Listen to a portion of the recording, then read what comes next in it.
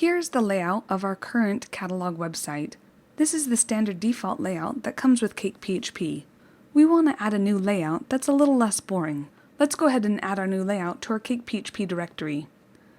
I already have the catalog project opened up in NetBeans, and I'm currently in the app view folder. Inside the view directory here, I have a folder called layouts. And inside the layouts folder is where we store all of the layouts for our website. Now the default layout that comes with CakePHP is already put into the default.ctp file. What I've done is I've created a new file called _default.ctp, and I put the original layout inside that file. I've taken my default layout template and I've cleared it out of all the other code. Now I just need to add my new layout to this file. Through the magic of copy and paste, I have it all here ready to go. We need to add 2 lines of code to make this layout work. First is the fetch content block, and the second is the code that will include the CSS file. The first line of code we will add is the code to include the CSS file to our layout. So in order to do that, we're going to type echo, and then type this, and then HTML. Now this is the HTML helper, and we'll be covering this a little later in this module. And then we're going to reference that CSS method, and in here we're going to pass in the name of our style sheet. The name for the style sheet that is associated with this layout is styles. And remember, we do not use the file extension .css, so this is all we need to include our style sheet. Next we need to add the fetch content block, and that will go in our main content area. So down here I have my content div, and inside it I'm going to include that fetch content block. I do need to use echo to print out the content, so I'll use this and fetch, and then in here I'm going to pass the parameter content. Now since we're using a style sheet, we need to make sure our style sheet is in the correct area. So inside the app folder, if I collapse this view folder, you'll see I also have a web root folder. Inside this web root folder I have a CSS folder. And right here you'll see this is my style sheet that I'm including in my new layout. Now my layout does not include any images, but if it did, I would make sure that all the images I'm referencing are inside my image folder, which is located right here inside the web root folder. Now that we have our new default layout for our catalog site, let's go see what it looks like. So this is what our site used to look like, and if I hit refresh, you'll see that our new site has a little different appearance, hopefully for the better. And if I scroll down here, you'll see that I still have my list of 6 catalog items. Let's see what the layout looks like in the individual view.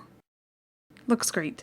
We can now navigate between sections easier with these links up here. Let's look at the categories page. As you can see, each of the pages in our website now have the new layout by default.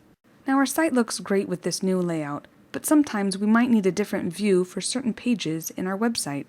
Let's go ahead and add a layout call for a certain action in our items controller. So if I go up here to controller, and let's go to the items controller, we are now going to change the layout in our view action. This means that when we navigate to the individual view of an item, we will see the new layout. In order to make this happen, let's scroll down to our view action.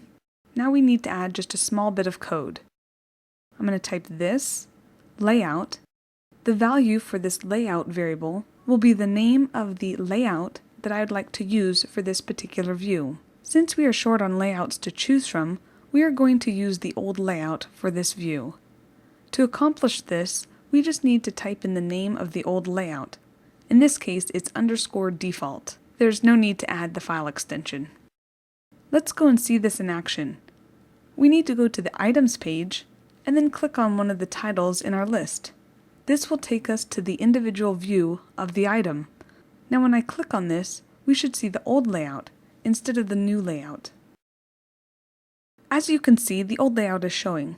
So now we have the old layout and the new layout working together. To round out our new transformation of our catalog website, let's go ahead and add new titles for each of our actions in our controllers. If I go back to NetBeans, there's one thing we need to add to our default layout, and we need to add it in our title tag.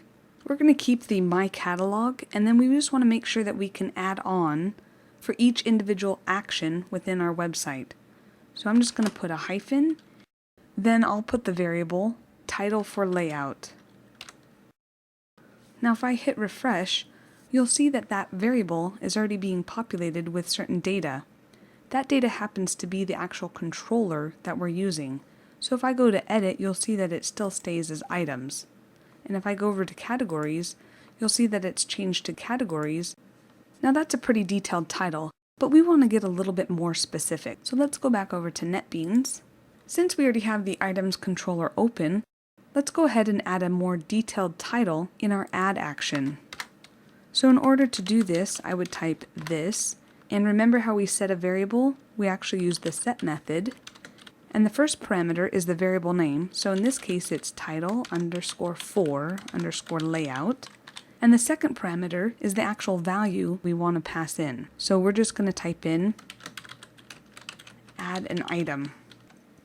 Now let's go back over to our items, and we have it inside the add. So here's our add link. You'll notice our title tag up here at the top is reflecting the value that we passed in. We have completed our new layout integration for our catalog website. The beauty of CakePHP is that it makes updating a site's layout fairly easy and straightforward.